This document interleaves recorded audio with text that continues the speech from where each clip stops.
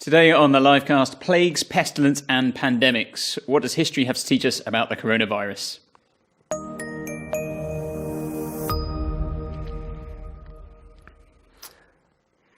Hello, everybody. Welcome to the LIVEcast. My name's Glen, Scrivener. Welcome, my name's Paul Feasy. And we are coming to you from the Speak Live studios here in Eastbourne in the UK.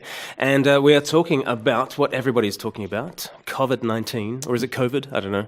That's either or, I guess. That's the least probably the least of our concerns, really, isn't it? Yeah, because 110,000 people infected with coronavirus, or at least confirmed cases. The true number will be many, many times that number.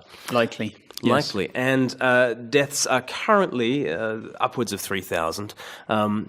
You hesitate to give the figures because they're changing all the time and increasing at the rate at which they are increasing. That's what exponential growth kind of is. And we just wanted to talk today about plagues, pestilence, and pandemics because we've been here before. And the Church of Jesus Christ has been here before. And we wanted to highlight kind of 7 different aspects of church history and how people have responded to plagues in Christian history. But what is the state of play today, Paul? What are we facing? So it seems... I'm going to pop these off. Don't really need them at the moment. It seems to be... I didn't touch my face. Oh, did he? He touched his face? No, okay. I touched my headphones. For those who are... it still counts. For those following along at home, we are trying not to touch our face during this livecast.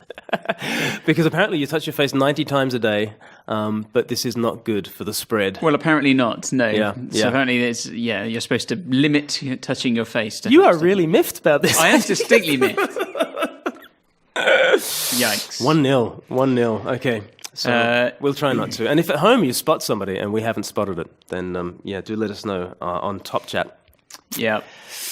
As you said, state of play, we say about 110,000 confirmed cases. Confirmed. Yeah. But they're saying that people could be incubators or carriers for up to 2 weeks or so before symptoms show. Right.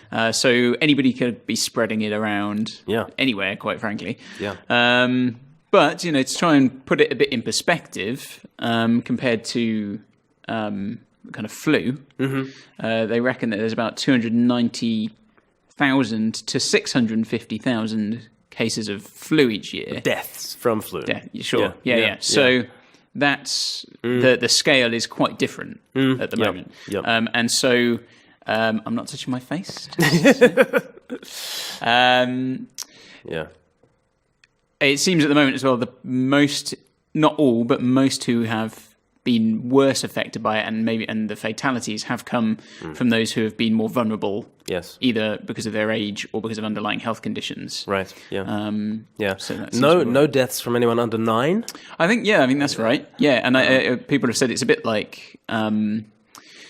Obviously, many differences, but like chickenpox is much milder in children as a virus than it is in adults, and it seems to be the case with this, that it doesn't affect children as badly, which is is a good thing. It's merciful. It is merciful. I did read this tweet thread by Liz Sprecht just a few days ago. And she was really pointing to the risk of systemic healthcare failure. So even if 1 or 2% who contract the virus die from it, actually, 20% might be hospitalized, 10% might be in ICU units. And this is going to have a catastrophic effect on healthcare services. If you think of, if... Let's say maybe 60% of the population might end up contracting it, and if 20% of that need to be hospitalized, we do not have the beds for that. And Liz Sprecht has said, let's talk math, because she's from the United States, where they don't know how to abbreviate mathematics. So what she really means is let's talk maths. But she says, let's conservatively assume that there are 2,000 current cases in the US today. She's writing on March the 6th. This is about 8 times the number of confirmed cases. We know that there is substantial underdiagnosis due to a lack of test kits. We can expect that we'll continue to see a doubling of cases every 6 days. This is a typical doubling time across several epidemiological studies. Here I mean actual cases. Confirmed cases may appear to rise faster in the short term due to new test kit rollouts. We're looking at about 1 million US cases by the end of April, and then 2 million by May the 5th. And then, of course, 4 million by May the 11th. This is the way exponentials go. And so she just, in her tweet thread, talks about what would this mean for masks? What would this mean for beds? And she could have picked 1,000 different factors. She picks those two and said, we will run out of those very, very quickly. And even if some of the percentages are out in her calculations, well, the nature of exponential growth means that even if, let's say hospitalization is only 5% of the population rather than 20% of the population, that just means we'll have to wait another 2 weeks. Sure. And their aim is to slow this down, isn't it? So that if it is a majority or a significant proportion of people who end up having to be hospitalized, it doesn't all happen at exactly the same time to try and spread the load a little bit. So, I think I read someone commenting on her thing as well there about, another thing could be issues of ventilators. If something like 10% of cases have developed need to be ventilated, there just won't be the ventilators, and people were saying you could see people sitting there with bags, like family members having to squeeze bags, and other people talking about knock-on effects of even if it's not the virus itself, things like just the chain of getting kind of medication in from China. Places like that. So people talk about antibiotics coming in, which you wouldn't be for the virus, because that's not what you use your antibiotics for, but for other things that potentially, people who either become vulnerable to other illnesses because of coronavirus, or they end up getting pushed to the back of a list because of it, and therefore there could be more ramifications. And so anyone who is needing to use the hospital anytime soon, there's great fear around these things, and if you've got, for instance, a surgery booked in hospital, so Amanda Kaminsky has just commented on Top Chat here on YouTube. She says, "My baby's heart disease needs surgery in coming months. If hospital fills with coronavirus cases, what will we do?" There are these, there are these systemic problems that could end up. Well, they will certainly make us all pause for thought. And I think one thing that this sort of thing does, and let's talk in terms of plague, because that's a more ancient definition of what we're talking about than pandemic. What it does is it really puts its finger on our health and our wealth. And I think the stock market has tanked. Yes. And we're all worried about our health. And those are the two things that we kind of trust in. Yes. Yeah, there's security. There's your security right there. Yeah. Health and wealth. As my grandmother used to always say, as long as you have your health. As long as you have your health. Yeah, and then obviously mammon, money, is this substitute god as well. And both those things are being massively threatened by the plague. And how is it that people have been responding these days, Paul? We've had footage from a supermarket. Yes. So you've probably seen a number of people talking about people going to the shops and all the hand soap's gone, or people are stocking up on loo rolls, and it all seems a little bit kind of crazy. But we've got a clip that shows. I'm not sure exactly where this has come from. Yeah, it sounds like the UK. Yeah, it might be UK. It's hard to tell, but we've got a clip of what's going on in some of the supermarkets.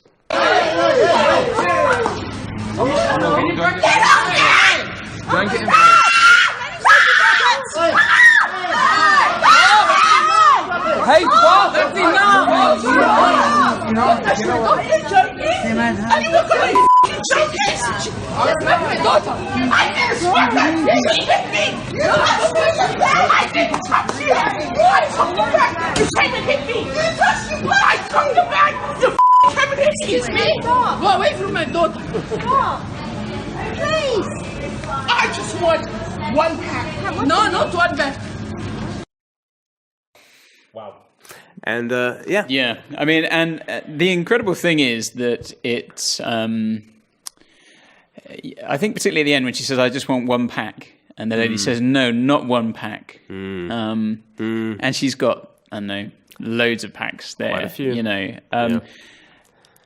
And I'm about to preach on Genesis 9. Okay. And part of the end of chapter 8. And it's got the line about, God saw that the inclination of man's heart was evil all the time. And one of the things I'd kind of written down in my notes was people will think this is too extreme. They'll go, not every inclination, surely not. And then I saw this video and I thought, that was not my face, that was my head. 2-0. People will think that, that's too extreme. But that video is a perfect example of human nature. Yeah. That once you scratch, once the cracks in the thin veneer of respectability disappear, actually people are all out for themselves, even to the point of getting enough loo roll. And so, that I think what this does, as we said, it exposes things like our mortality and how we can't rely on health and wealth. But it also exposes human nature.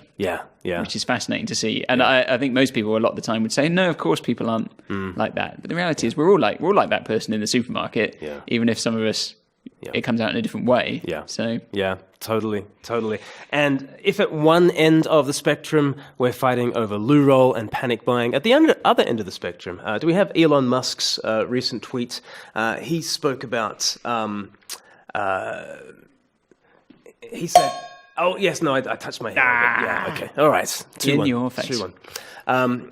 Elon Musk spoke of panic over coronavirus is dumb, he says, multi-billionaire Elon Musk.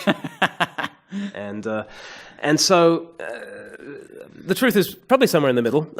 Sure, and I mean, I think the reality is we don't want to go too crazy because then you get the toilet roll situation.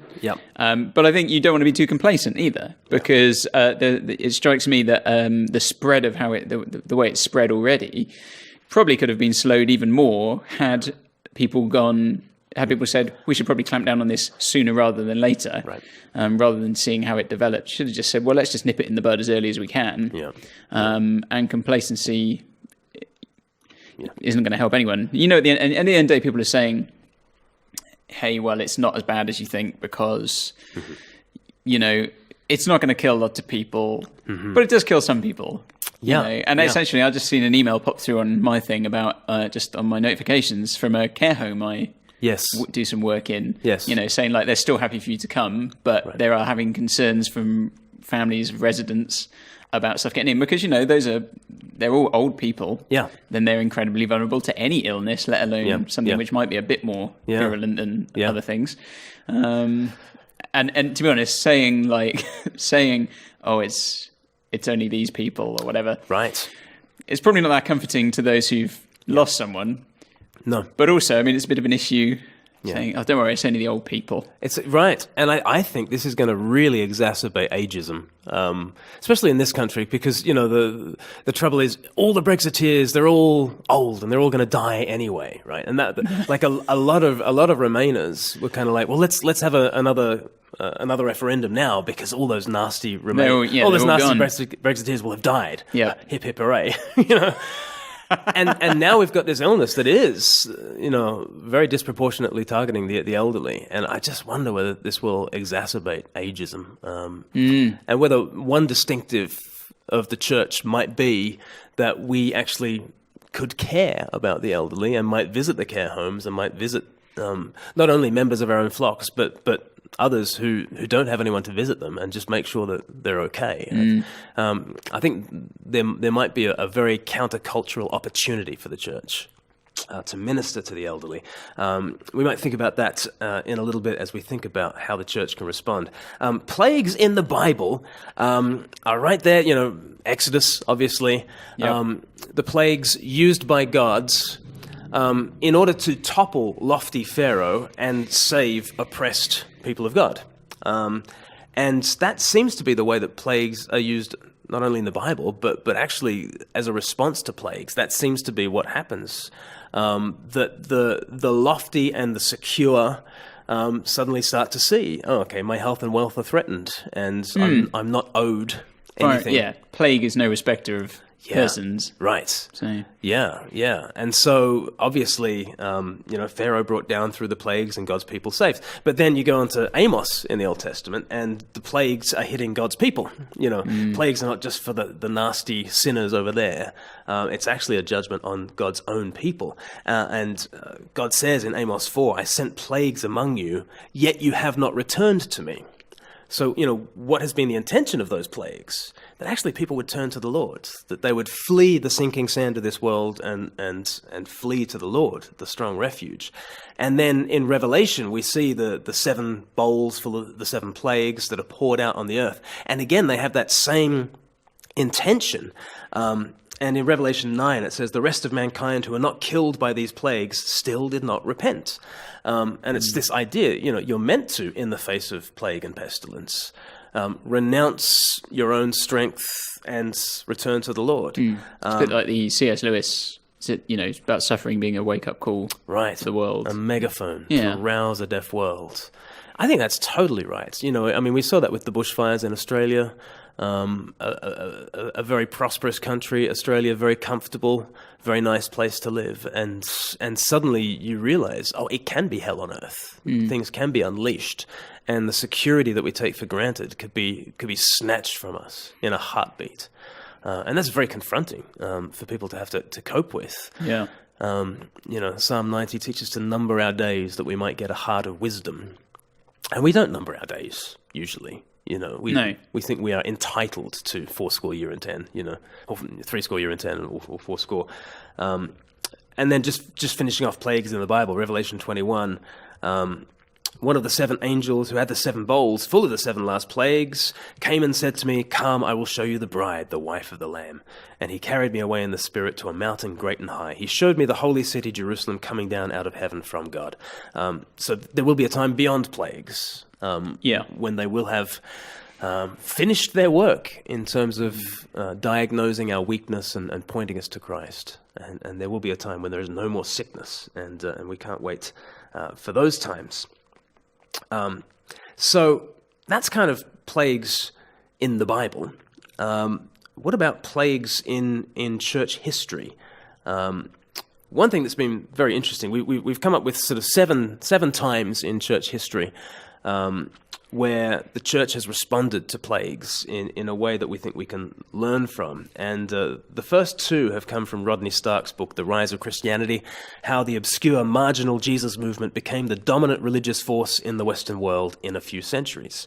So a very interesting book by Rodney Stark. Just, let's go from AD 33 and trace it through until Constantine in 312 and how does it become the case that by then he reckoned there were about 10% of the Roman Empire Christians, when to begin with it's 0.0001%. And one of his chapters is called Epidemics, Networks and Conversion, and he points in particular to a number of plagues that plagued the Roman Empire, that struck the Roman Empire, and one of them.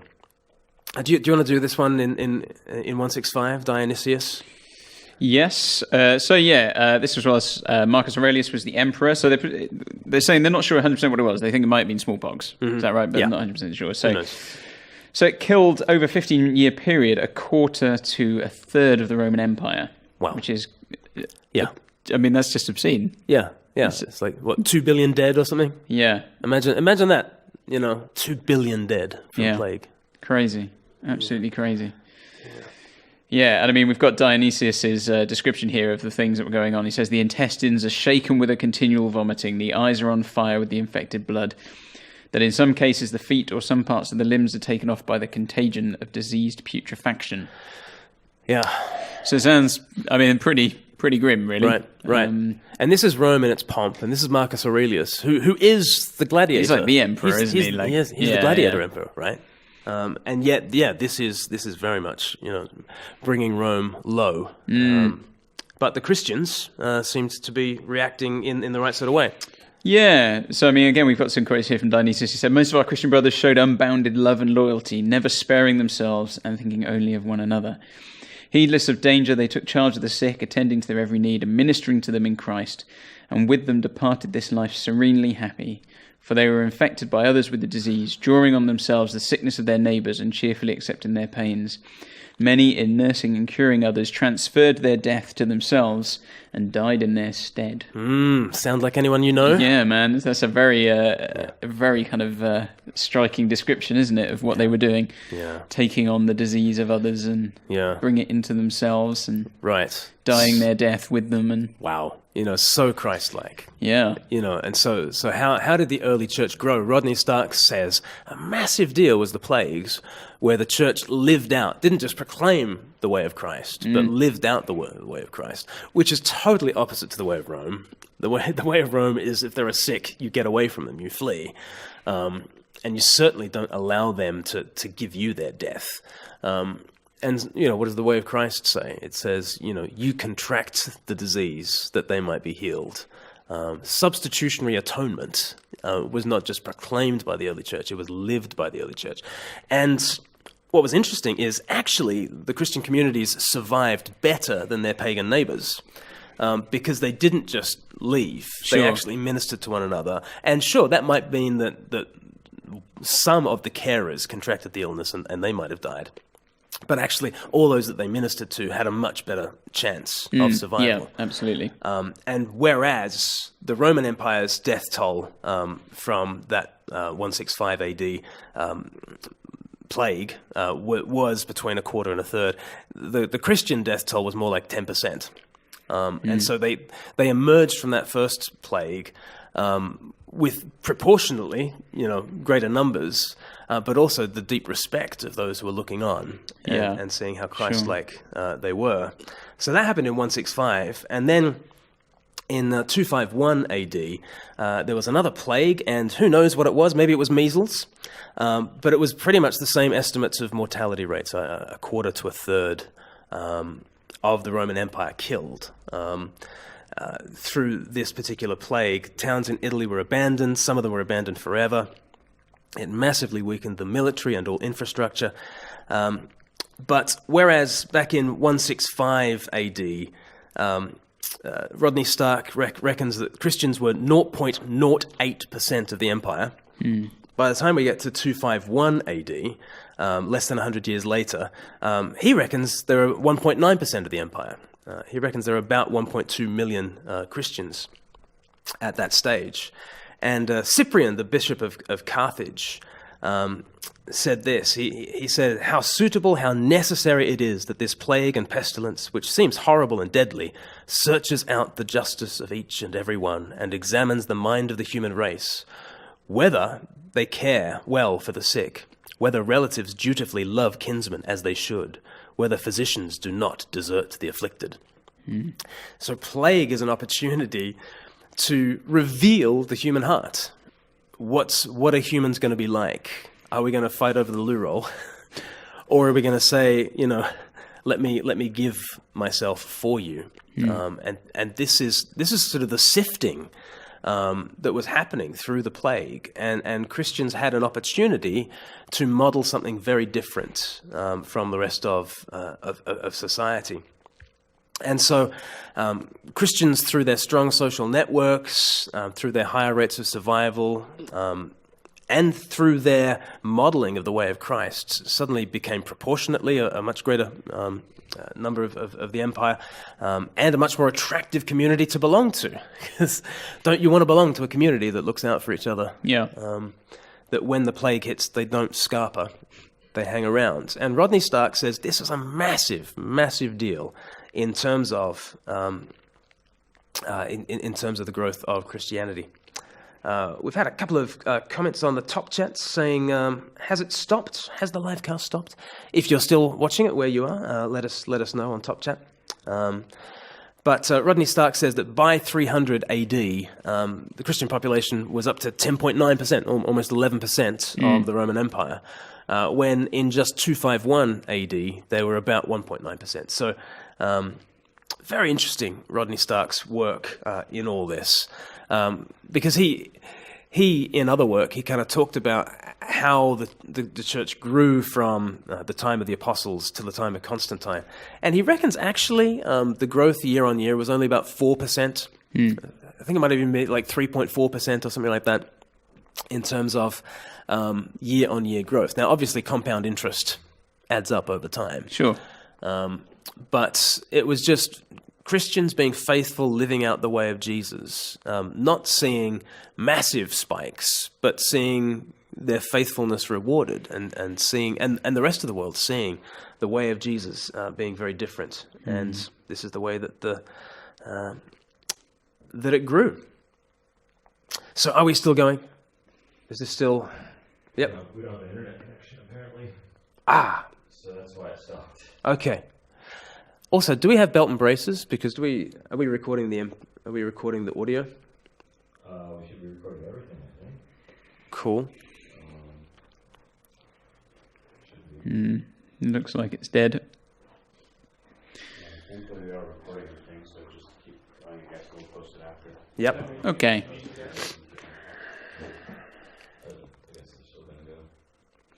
That's all right. Well, if it comes back on, it comes back on. If it doesn't, we'll put it out. That's all fine. Okay. So, Great. So, yeah. do you want to do Luther or should... Yeah, no, that's fine. Yeah, so yeah. and then so they're kind of bringing us forward in time again, all the way up to the kind of 1500s. Kind of bubonic plague striking Wittenberg, and it sounds like it was a particularly aggressive form of it. So apparently the odds, well, the likelihood of survival was very low, and even on it, like, so your best odds of survival were that there was a 30% chance of survival. Yeah. And that's your best odds. Yeah. Like yeah, a 30%. 70% die. 70% would die, and that's on a good bubonic day. Like, And it came on really quickly as well. well, it said, you could be dead within, well, like, so you could show symptoms in a day and be kind of loss of consciousness by the end of the day. And then you could be dead in as little as 3 to 10. So We don't know we're born, do we? We just don't know we're no, born. absolutely. That is absolutely true. We don't know how lucky how good we've got it on the whole. But Luther speaks about kind of being in Wittenberg at the time with his wife. His wife was pregnant, and they decided to stay and help treat those who were infected. And Luther felt that was the right thing to do, although he said he didn't feel it was wrong for people to leave as well. He saw that was a good thing. Yeah. But again, yes, stayed there. He said, if anyone is bound, this is on the whole should I stay or should I go? He said, if anyone is bound to remain in peril of death in order to serve his neighbour, let him commit himself to God's keeping and say, Lord, I'm in thy hands. Thou hast obligated me to serve here. Thy will be done, for I am thy poor creature. Thou canst slay or preserve me here, as well as if I were in duty bound to suffer fire, water, thirst, or some other danger. So, there you go. Yeah. And then, it was interesting because he was often asked, is the right thing to do to stay and minister to those who are facing the illness, or to get out of there? And he was like, well, if you have any obligations, if they're family, you got to stay. And if you're the Bürgermeister, like if you're in government, and you've been tasked in that Romans 13 sense of being part of the state apparatus, then again, you should stay. But if you can get out, get out. And then, very wisely, he kind of said, and no one should look down on the other person for making a different choice. Yep. Which I think is a really interesting word for today in social media. And we're very quick to make presumptions about those who have bulk bought toilet roll, right? I've seen on Twitter people kind of say, I know. It's all those older people who are bulk buying toilet roll, and they're the ones who are panic buying, and they're the problem. And you're like, well, I don't know. Have you done the research? Like, what studies suggest that a certain sector of the population panic buys? I think we're probably all susceptible to panic buying, and different people responding differently to the plagues. And obviously, Luther, very sensitive to the problem of self-righteousness in the human heart. He's kind of saying, let's not look down on one another for the different kinds of ways that we respond to the plague. But let's skip on to 1542 and Calvin there in Geneva, and while Calvin was there, Geneva suffered 5 different plagues, and in the first outbreak in 1542, Calvin led visitations into plague-infected homes, and he knew that he might be risking death by doing so.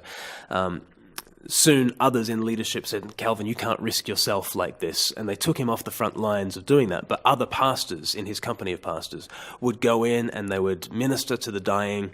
And they would report on seeing loads of people actually turn to the Lord in their final days and hours. And actually there was great gospel fruitfulness in terms of all that they were able to do. So Calvin was officially taken off his sort of frontline duties, but apparently was just doing it covertly. Right. And so he would just go and visit people, and he just wouldn't tell the other elders, I'm off to do, I'm off to play golf or something. I don't know what he said. But so again, it's that very Christ-like thing, isn't it, of risking your life for the salvation of others, an entirely Christ-like thing to do. And then in 1665, we have this other example. Yeah, the village of Eyam in Derbyshire. So how are we spelling Eyam? Well, it's Eyam. Yes. Which we had to do a Google search to find the pronunciation is apparently Eyam. Yes. But not Eyam. Eyam.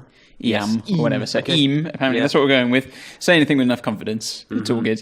And so there was a village in Derbyshire that, this again during the time of bubonic plague, that basically just quarantined themselves. Yeah. And it was actually off the back of the rector, the pastor at the time, William Mompesson, who had he was pretty recent to the village, and from what I understand, not hugely well liked actually, but felt that it was best for them to quarantine themselves so that the illness didn't spread out to kind of other places nearby.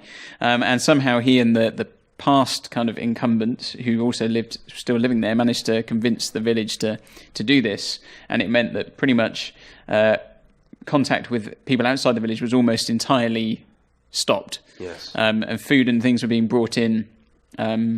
I can't remember who it says they were bringing it in, but it was coming in from the outside, so they were still being supplied. But it was, I think, something like 260 of the village's inhabitants from 76, no fewer than 76 families died. I mean, there's a story of one lady, Elizabeth Hancock, buried 6 of her children and her husband, who had perished in the space of 8 days. Yeah. 6 children and your husband in the space of 8 days. Yeah. But, one of the article we were looking at, there's a lady there who's a descendant of one of the ladies, and she said, it must have been terrifying, but every single family would have had a strong belief in God and would not have feared death. Yeah.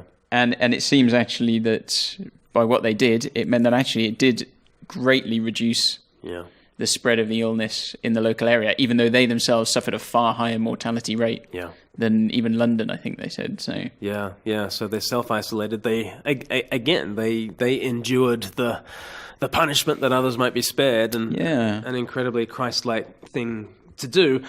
And you've got to believe in resurrection to kind of do that. If you honestly think that this life is all there is, you're crazy to stay, aren't you? I mean, really? I mean, you might think it's noble to stay, but you certainly couldn't fault anybody for running and saving the only life that we know we have. Which is how agnostics and atheists often speak. The one life we know we have, I'm just going to make it as good as I can. And okay, that makes sense. But what about the rest of society, and what about these kinds of situations where actually the giving of life for others is the only way that we're going to survive? Again, we need that hope in resurrection, really. Yeah. And then do you want to do Spurgeon? Yeah, sure. So, and then we've got Spurgeon, kind of 1854, dealing with the cholera outbreak, where he was kind of down in London, and he kind of talked. There were kind of 5 things that came out of it. That it talked about how he prioritized during that time local ministry. He had various engagements around the country, but he kind of called those off because he felt it was his duty to spend time with those who were part of his kind of under his care. Right. Very specifically, so in his community. So maybe there's something for us there as well about kind of that where our priorities might lie in this. His thing was very much to continue to keep meeting as a church, but to make adjustments if necessary. So and things like that. But he said that it was during those times that people were most receptive to the gospel. Sure. Actually. So he said, if there was ever a time when the mind is sensitive, it's when death is abroad. I recollect when I first came to London how anxiously people listened to the gospel, for the cholera was raging terribly. There was little scoffing then.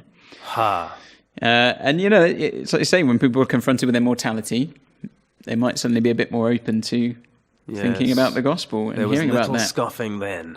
Yeah. But, he was, like I say, although he wanted to continue doing these meetings, there was sense to kind of exercise wisdom in how you do it and things. Right. And I was talking to you about, like at our church at the moment, we were told kind of yesterday, if you're feeling unwell, don't come. We're going to stream some of the services. Please don't shake hands. We're doing it was the best piece we've ever done. For an introvert. It was like you don't have to shake anyone's hands. No awkward hugging. What's going to happen there? How disobedient. It's so good. It's so 5 times in the New Testament, greet one another with a holy kiss. It's the most disobeyed commandment. And we've gone down to the, rather than when we did communion, we all had the individual cups. Okay.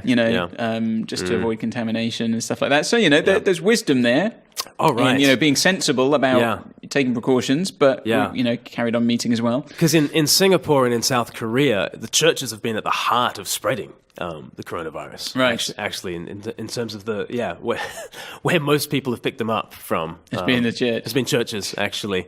So I think we do need to be a lot more sensible in how we meet. I'm not saying we go all virtual and let's No, absolutely. Speak Life is your new church. So, just watch our videos. No, we're not saying that. But we do have to be very wise. Sure. Yeah. But, he was saying very much that there are people are open to this. And also one of his big things was to continue visiting the sick and to point them to, those who were sick and grieving, because people had lost people, and to point them to the gospel. Yeah. And he said, more than just bringing the gospel content, his presence communicated something of God's comfort to his people. Right. Though these visits were often fearful and full of grief, they were also glorious occasions of faith and joy. Yeah. So doing that. And they were... He said evangelistic opportunities. So even people who weren't part of the church and the community there were happy. Maybe people had deserted them, and actually to have someone like himself and Christians come in, even though they themselves weren't necessarily believers. That and there were definitely occasions where people came to faith off the back of that. Yeah. And there were occasions where they didn't as well. But people were open to it. And he talks about one man who'd actually been someone who had opposed him, who got ill, and Spurgeon was summoned to see him. He said, the man in his lifetime had been wont to jeer at me. In strong language he had often denounced me as a hypocrite, yet he was no sooner smitten by the darts of death than he sought my presence and counsel, no doubt feeling in his heart that I was a servant of God, though he did not care to own it with his own lips. And so, that particular story, he goes on to say that wasn't a case where he said the guy very soon kind of became delirious and it doesn't seem that there was any conversion.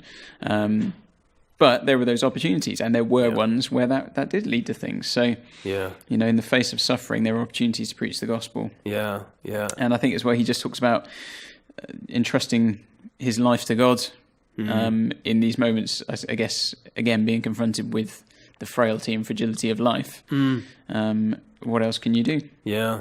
It's an intensification of the rest of life, isn't it? So it's an intensification of our mortality, and we're staring down the barrel of our mortality a lot more. And it's also an intensification of the church's witness. If the church is going to be the church, if the church is actually going to be Christ-like, then hopefully the world will see that in a more intense way as we run towards danger rather than away from it. Because the reality is that it should be no surprise that we're going to die.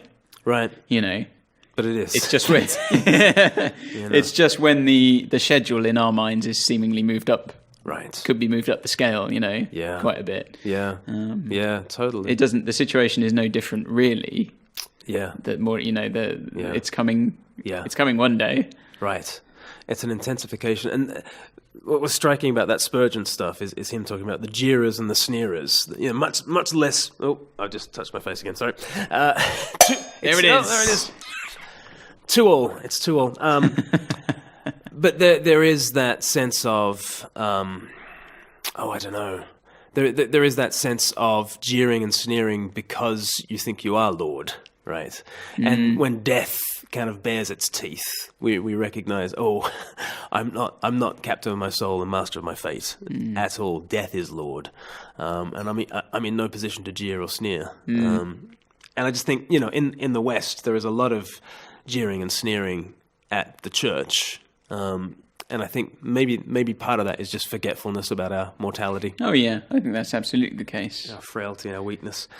So what's going to be our seventh example of plagues and the way in which the church reacts? Well, perhaps we're living through it. Maybe now is the chance for us to demonstrate that we are the church, and maybe this could be another advance for the gospel. Certainly in China, in Wuhan province itself, there's that opportunity. It's very interesting that... just touch my face again. Okay. 3-2, you're winning, Paul. Just in Wuhan province, it's very, very difficult to be a Christian. But the way in which the Chinese government has wanted to suppress the knowledge of this outbreak and punish whistleblowers, and the way that it, to begin with at least, did not acknowledge the problem and did not, respond perhaps in the most open way. There was the original whistleblower, Dr. Li Wenliang, who was reprimanded for spreading rumors and making false comments and disturbing the social order, because on social media he was saying, hey, we've got this thing that's like SARS and it's going to be deadly. This is a huge deal. But in January, he continued to serve while China officially denied that there were any new cases. And while they denied that there were any new cases, on January 10th, he contracted coronavirus and he died 4 weeks later. Now, interestingly, his sort of final social media post was, goodbye, my dear ones, farewell, Wuhan, my hometown. Hopefully after the disaster, you'll remember someone once tried to let you know the truth as soon as possible. Hopefully after the disaster, you'll learn what it means to be righteous. No more good people should suffer from endless fear and helpless sadness. And this started to get shared quite a lot, and people started to make claims for his Christian faith, which I think they have not been confirmed. Maybe he was an inquirer. We're not quite sure. Certainly, what he did was quite Christ-like in terms of blowing the whistle, shedding light on the situation, and then moving towards the trouble, contracting the illness that others might live. An incredible Christ-like thing, and you can see why people might want to claim him as a Christian. But we don't know whether he was one. But certainly he kind of points the way to what a Christ-like response might be. And I think in China there are opportunities now with the communist government. The Communist Party not particularly dealing well with the issue to begin with. Is there an opportunity for faith communities to step forward? And in the New York Times just recently, there was a story about how faith communities have stepped forward, and they're very threatening to the Communist Party. So, for instance, 7 underground Protestant churches in Beijing raised $10,000 to buy face masks and disinfectants for those who are in Wuhan. And after sending the shipment on the 5th of February, the police called in church leaders for questioning and told them to stop their activities. So you've got the government wanting to keep a lid on things and not wanting to, describe how bad things are, and you've got churches trying to help. And is there a population in China that's kind of comparing and contrasting? Okay, the Communist Party, who don't want me to be a Christian, not dealing with the virus. The Christians are wanting to. Is there an opportunity for Christianity in China to make even more headway? Could the plagues be an intensification both of the suffering of this world, but also of the Christ-likeness of the church's witness? Yeah. And maybe in the UK, maybe wherever you're watching this from or listening to this from, maybe there's an opportunity to be Christ-like. I don't know what that looks like, but it certainly looks like faith, hope, and love, I think. It looks like not being swayed by the latest controversy, not being swayed by just panic, having a settled faith that Jesus is Lord, and he is Lord through the storm. The anchor will hold firm. Do we have that kind of faith? Do we have that kind of hope This life is not all there is. And even if we lose our lives, even if we lose our children's lives, we have hope. We have such a hope that becomes ever more precious when you see how this life can be taken away.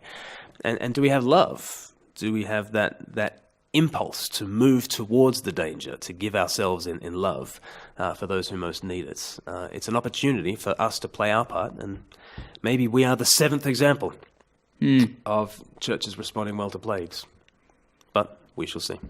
We shall see. Yeah, absolutely. Sorry, guys, on the YouTube that we dropped out. Our internet failed at one point, but we're glad that it's back up and running, and we'll try and get you the full version without the interruptions. Yeah. Put up there. But Paul, how can people get in touch with us? You can contact us via, you can go via our website, speaklife.org.uk. You can contact us through there, but you can also find us on pretty much every social media platform. So if you want to be in touch through those things, we'll pick up those messages and get back in touch with you as soon as we can. Awesome. So, do like and share and subscribe this video and get it out there. But thanks so much for joining us. Next time, keep speaking life.